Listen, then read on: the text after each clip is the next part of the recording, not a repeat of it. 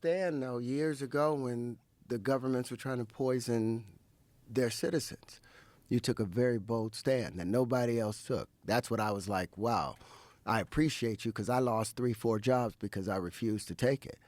I refused. I bet you feel better about it now. Well, especially when you know all these people that have health problems because of it. Cancers have increased 300%.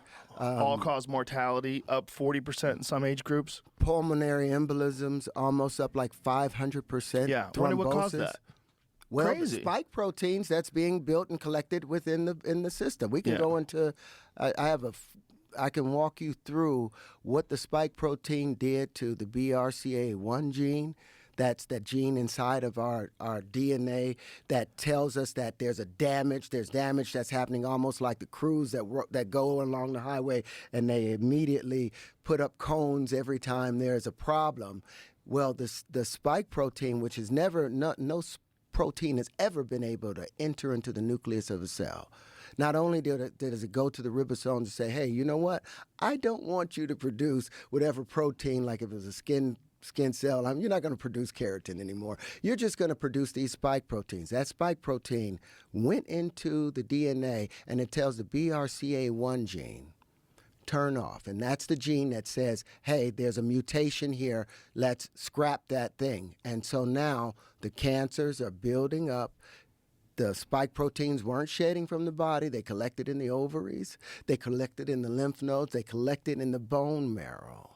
So now we have all of these diseases that's showing themselves because the body is overwhelmed trying to deal with the spike protein that's attaching itself to the ACE2 and the endothelial cells in our vascular system for everybody out there. And the more boosters you get, boom, the worse turning your outcomes are system gonna be. off. You're turning it off. Your body cannot defend itself, and it's just collecting.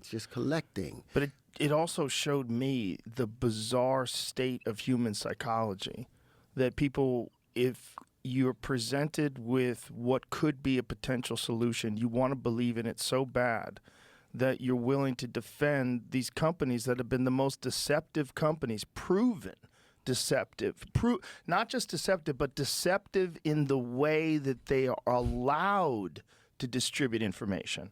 They're allowed to not be transparent about their studies. They could have multiple studies that show a negative cause or a negative effect, and they don't have to release those studies. Why? Because they're bought and sold. But I think it's an agenda to it. You think so? I think it's an agenda attached to it because they restricted any natural thing like ivermectin. Iver means like it caused ivermectin. Mectin, for the Latin of it, it was worms, and it was anti-worms. And what the ivermectin does, it causes the worms to have paralysis, or parasites to have paralysis, because it stops their information from passing. And there's these things called the nodes of Ranvier between each neuron. There's an axon, and there's the axon, and oh my God, I just forgot the leg that comes off of dendrites.